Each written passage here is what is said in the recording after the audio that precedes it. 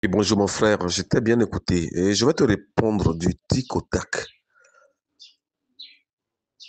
à cette question précise. Vous savez, la stratégie de certaines personnes pour commander un poste,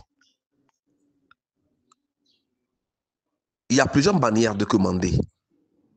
Et ce que moi j'ai remarqué dans son analyse, dans son discours, dans sa sortie-là, il est en train de mendier un poste.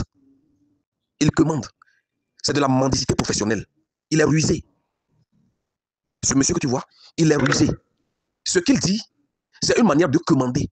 Et ne soyez pas surpris de le voir un jour à un poste ministériel.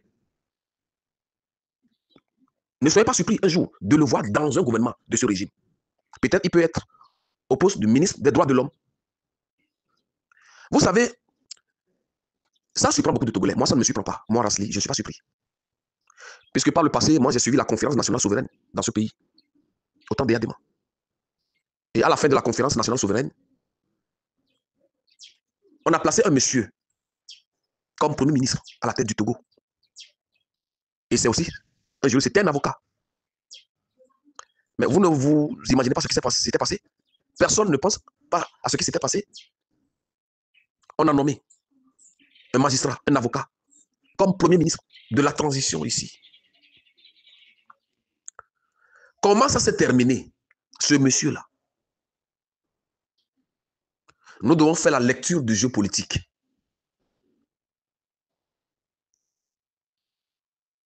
Je vais te faire une petite révélation. Quand j'étais revenu de la Côte d'Ivoire avec mon album Agama, Agbetikor, j'étais cherché partout et les gens cherchaient à me rencontrer.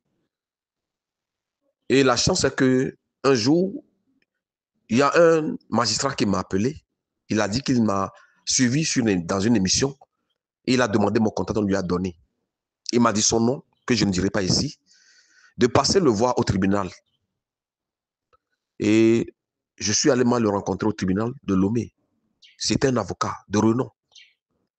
Il m'a bien reçu. Il m'a dit de l'entendre dans une salle. Cette salle-là, on avait écrit sur la porte de la salle-là, ordre des avocats. C'est-à-dire quand les avocats finissaient de plaider, ils venaient se reposer là-bas parce que c'est une salle où ils se rencontraient. Donc là, quand il a fini, il est venu me rejoindre là-bas parce qu'ils étaient au nombre de 12. Parmi ces 12 avocats-là, ce monsieur que tu vois là, qui est en train de pillailler, était parmi eux. Quand ils m'ont vu et le monsieur m'a présenté à eux, c'était la joie et chacun essayait de me féliciter et des conseils. Et chacun parlait surtout du régime d'alors, parce que c'était Eyadema qui était pour ce moment. Il disait des choses. Les gens m'ont promis moi des livres qui doivent m'inspirer à écrire plus mes textes. Et celui qui m'a amené là-bas était quelqu'un qui était vraiment plus virulent contre le régime. Non, Rasli, tu sais, à Meyowa, au-delà d'y raconter, non, les mais moi, j'ai écouté, j'écoutais. Et ce qui me plaisait, que chaque semaine, il me donnait rendez-vous. Et je venais toujours là-bas. Je ne connaissais pas son domicile. Mais un jour, il m'a donné rendez-vous au niveau de Adewi. Et quand on était assis à deux, il a dit, mais tu prends quoi? J'ai dit, mais si c'est pas coca. Il dit, mais on m'a parlé de toi que tu ne fumes pas, que tu ne bois pas de l'alcool. C'est vrai. Parce que tu viens de me le montrer. Il dit, mais que tous les rastas ne sont pas vraiment les mêmes. Et chaque fois, c'est me dire, non, tu dois faire vraiment une chanson. Et c'est ce qui a fait que quand je suis parti en Côte d'Ivoire, faire mon deuxième album, Boribana, je suis revenu. Et si tu vois le clip de ma chanson, Boro d'Afrique, la chanson dans laquelle je disais, ils disent l'avenir de la nation, c'est la jeunesse. Or, ils sont assis eux-mêmes sur la jeunesse. Le refrain, mon Afrique est malade, mon pays a des... Si tu vois le clip de cette chanson, j'ai été habillé en touche. la tenue que portent les avocats. Je suis habillé, j'étais vraiment en toge. Mais les gens n'avaient pas fait attention, même quand j'allais dans les émissions, les journalistes n'avaient pas fait attention de me demander, mais Rasli, pourquoi est-ce qu'on t'a vu dans ton premier album avec le Bogolan, la tenue traditionnelle, Madeng, tu ne le portes plus et que tu es maintenant dans le toge. Pourquoi tu as fait le clip dans une toge? Mais c'est parce que j'avais écouté ces magistrats-là. Et un jour, un ami qui était proche de moi m'a demandé, mais si tu dois faire le clip, essaie-moi de mettre une touche. On est allé vraiment payer des tissus. C'est nous-mêmes, on est allé vraiment donner ça à un couturier qui a cousu moi cette tenue-là que j'ai portée dans le clip. Je suis étonné que ce monsieur-là qui m'appelle midi et soir, que j'écoutais, qui me parlait mal de ce régime. Un beau matin, le soir, je suis arrivé à la maison. La télévision nationale togolaise, dans un communiqué, on dit remaniement ministériel. Et j'attendais où c'était le nom. Et j'entends le nom de mon ami là. Mais quand j'ai entendu son nom, je me suis dit, mais est-ce que je me suis trompé ou bien c'est son nom? Quelques heures après, je l'ai appelé. Il a décroché. Il dit, tonton, je viens d'entendre un nom. Il dit, non, ce que tu as entendu, c'est moi. Ah, on m'a nommé ministre. Je te dis, je suis popo dipo, comme le disent les Évangiles. Je suis ému. Quand j'ai raconté, j'ai pensé, dit, mais comment est-ce que ce monsieur-là, qui dit du mal, qui critique, qui me dit des choses, accepte le poste ministériel dans ce gouvernement-là, dans ce régime-là? Et j'ai commencé ma part à y réfléchir. 2 semaines après, je l'appelle. Ça sonne, il ne décroche pas. J'appelle. Des semaines, j'appelle. 3 mois, il ne décrochait plus mes appels. Bon, je me suis dit, comme maintenant il a un poste, qui est devenu ministre, il a plus de préoccupations. Bon, peut-être qu'un jour, s'il est disponible, il va m'appeler. 6 mois après, pas d'appel. Donc, Dieu étant Dieu, j'ai été vraiment invité dans une émission sur une radio de la place, dont je ne dirai pas le nom. Et l'émission commence à 11h, ça se termine à midi.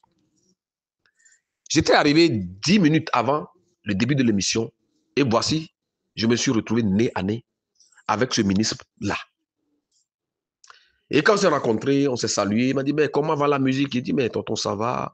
Comment ça évolue? Il dit, bon, on se défend. Quand on est rentré dans l'émission là, je ne l'ai pas loupé. Je ne l'ai pas fait cadeau. Je te dis à la fin de l'émission là, il a disparu, il a fui sans même me dire au revoir. Donc c'est comme ça, donc là, j'ai commencé par apprendre. Après 1 an, 2 ans, on l'a défait du gouvernement. Il est devenu persona non grata. Et on était vraiment allé avec une commission de droits de l'homme à Tapamé pour rencontrer les détenus politiques. En ce moment-là, monsieur le commandant Olivier Ama était aussi vraiment à la prison d'Atapamé. Et la visite là, c'était avec le cassite. Et quand on était allé le retour, je l'ai vu. Et quand on s'est vu, il avait de la peine à me parler. Ça tâtonnait. Le super ministre, quand tu le vois le jour-là, on ne dirait pas. Tu comprends? Donc, c'est te dire, si aujourd'hui, tu vois celui-là en train de faire ce qu'il est en train de faire là, c'est qu'il est en train de commander un poste.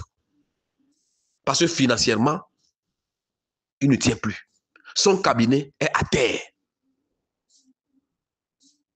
Maintenant, ce qu'il fait là, c'est son plantation de café, de cacao. Tu comprends la politique? C'est ça. Donc, les Togolais ne seront pas surpris. Ce que nous devons faire, c'est aller à l'essentiel. Ça, ce sont des divers. Ce que ce monsieur est en train de faire, que les gens parlent là, c'est des divers. L'essentiel, c'est comment nous allons faire pour sortir de cette situation. Comment encore donner l'espoir au peuple. L'espoir, c'est quoi? Lorsque tu cours bien, tu marches et que tu tombes, tu ne regardes pas là où tu es tombé, mais regarde ce qui t'a fait tomber. quand tu marches, nous les ont yo Djania. Nous Djania, fiko Djani dia. Nous la quoi, nous kena au Djani, la quoi, ben kena Djani. Ok, ça veut dire qu'est-ce qui n'a pas marché dans notre lutte? Est-ce que c'est parce que les Togolais ne savent pas faire la lutte? Est-ce qu'on n'a pas quelque chose n'a pas marché? Bon, qu'est-ce qui n'a pas marché? Pourquoi est-ce que nous n'arrivons toujours pas à bout du combat que nous menons? C'est de ça qu'il s'agit. Mais ces gens d'individus-là, qui vendent le pays-là, laissons-les à côté. Ce que nous devons leur demander, c'est la vie. Il faut que Dieu maintienne le maximum parmi eux en vie. Il faut qu'ils restent en vie. Quand ce pays va changer là, ces personnes que vous voyez là, ils verront témoigner, ils vont faire des révélations. Et ils vont pleurer. D'autres vont mettre le doigt dans la bouche et dire, pourquoi est-ce qu'on a fait ça avec ce pays-là? Ils sont pleins comme ça. Même, je vous dis, dans ce même pays-là, nous avons des avocats de valeur qui sont intransigeants sur certains dossiers. Il y a des juges, mais qui ne parlent pas beaucoup. Mais ce qui se passe là les énerve, mais ils n'arrivent pas vraiment à parler. Moi, je connais des avocats aujourd'hui qui ne peuvent pas faire ce que ce monsieur-là vient de faire. Ses collègues, certains de ses collègues le voient maintenant, c'est-à-dire ils sont déçus de la personne là. Ce monsieur dont vous parlez là, demandez-lui s'il ne me connaît pas. Je parle avec preuve. Il me connaît. On se connaît en détail. Mais je ne dirai pas tout. J'ai dit, un moment viendra là. Je vais faire un documentaire visuel. Il y a des choses que je vais dire. Il va révéler des choses. Mais pour le moment, c'est parce que tu m'as posé une question sur le monsieur en personne là. Cet avocat là, qui criait. Alors on doit faire très attention. Ce n'est pas la seule personne. Ils sont nombreux comme ça. Nous avons vu des journalistes de renom dans ce pays qui ont changé leur veste. Ces journalistes m'avaient reçu. Et nous avons discuté, on a causé, qui m'ont dit des choses. Mais ces journalistes-là se sont métamorphosés parce qu'on les a brandis des billets de banque. Mais à la fin, vous avez vu où ils se sont retrouvés? D'autres se sont retrouvés en prison. Et maintenant, ils savent. Ils savent maintenant ce qu'ils doivent faire. Donc, si quelqu'un vraiment est responsable de ces actes, alors laissons-le.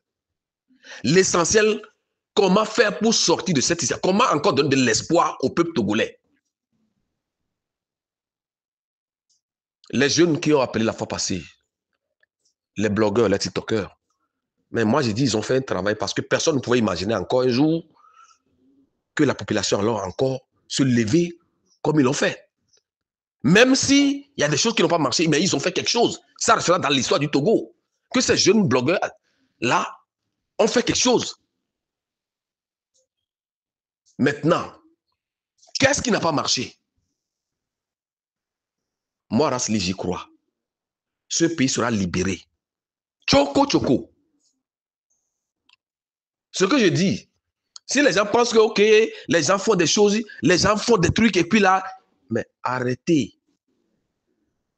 Les gens ont fait du mal dans des pays, mais à la fin de compte, ils ont fait des révélations incroyables.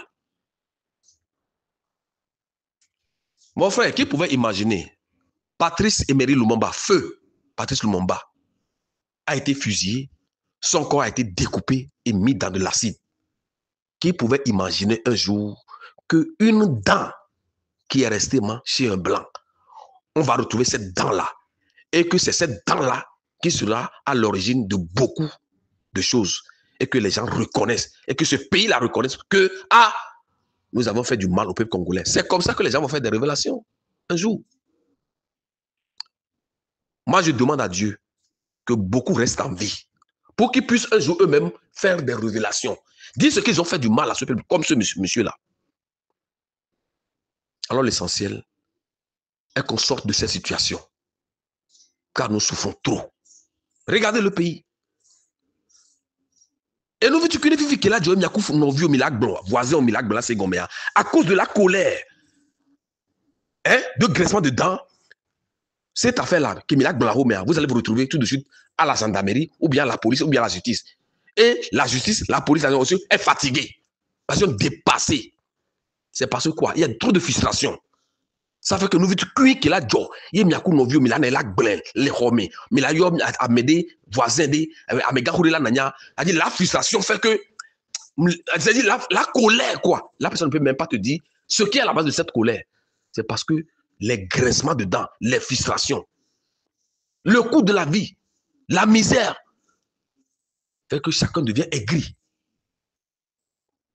Donc, comment est-ce que nous allons faire pour nous sortir de cette situation? C'est de ça qu'il s'agit. Mais ces individus-là, leur cas-là, eux-mêmes vont faire des révélations. Un jour, mais ils resteront en vie pour voir ce Togo éclore. Nous allons briller, le Togo va briller. Et ceux-là viendront demander pardon. Mon frère, tu passes une bonne journée. Merci.